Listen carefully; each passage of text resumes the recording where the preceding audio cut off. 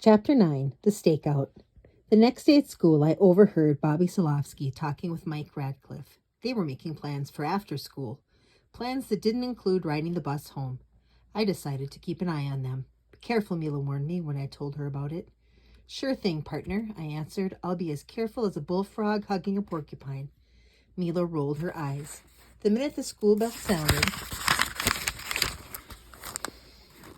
I darted outside. I hid behind a bush and waited and watched. That's the detective business in a nutshell. It's not all excitement and glory. A lot of it is just putting one foot in front of the other, following the clues. Hey, it's a living. Bobby Solofsky and Mike Radcliffe pushed past the school doors and headed in my direction.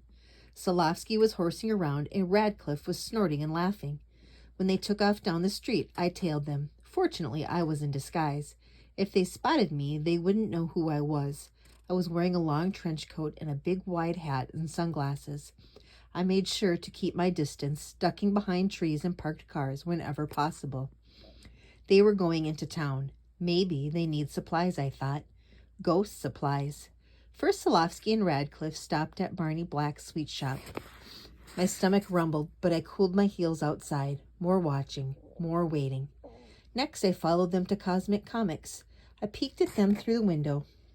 They both walked to the back of the store and pulled out a stack of comic books. Then they sat down on the floor and read. Oh, brother. I walked across the street and leaned against a wall. I pulled out my Super Spy newspaper. It had 2 eye holes cut in the front so I could hide behind it but still watch the action. Not that there was any action to watch. The seconds ticked by, the minutes piled up like dirty laundry. Time crawled along like a chubby caterpillar, and still nothing happened. Like I said, that's detective work. The tough cases are like walnuts. They don't crack that easily.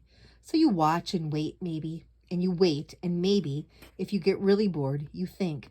So that's what I did. I thought about the case. I was still confused by yesterday's visit to Joey's house. The pieces didn't seem to fit. The kitchen window was open, but there were no footprints. There was a jelly stain on the light switch, but Joey had just been eating a jelly donut. There was a walkie-talkie in the kitchen, but no proof that it was used. My feet hurt, my eyes itched, and my brain felt like pea soup. Finally, Solofsky and Radcliffe left the comic book store. I followed them home, and that was that. A fastball down the middle and a swing and a miss. Some days are like that. I made it home just in time for dinner. What's up, Worm? My brother Nick asked. You seem kind of grouchy. Nothing is up, I grumbled, and don't call me Worm. Whatever you say, Shorty, Daniel chimed in. Big brothers, yeesh. You can count on them to kick you when you're down and then give you a noogie. Something wrong? My mom asked. I pushed my broccoli around on my plate. I'm working on a case, I said, sighing. It's not going real well. No suspects, my dad asked. One suspect, I replied. And I know he did it, but I can't prove it. If you don't have proof, then how do you know, my dad asked. You wouldn't understand, I said. Dad wrinkled his forehead. I thought you used to say that mysteries are like jigsaw puzzles. I nodded. Yeah, you have to solve them one piece at a time. Well, my dad said, it seems to me like you're jumping to conclusions before you put all the pieces into place. Graham seemed like she had something to add. She looked at us and burped. Whoopsies, she said, her eyes twinkling with delight. Grams, my sister Hillary squealed. My brothers laughed hysterically. Even my mom and dad thought it was funny. Hey, it was funny. Grandmother's burping. That's comedy.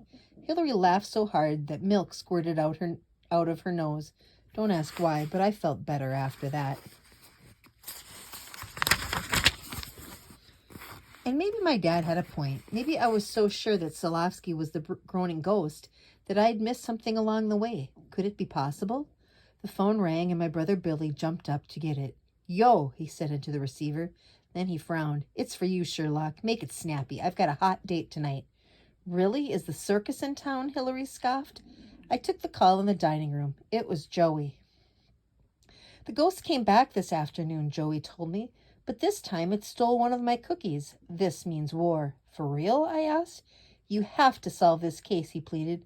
A ghost is one thing, but a cookie thief is a huge problem. Slow down, I urged him. Are you sure? Sure, I'm sure, Joey exclaimed. When it comes to food, I'm always sure that ghost stole a marshmallow cookie this time.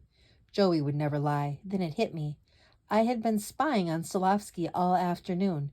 He hadn't been anywhere near Joey's house. He was innocent.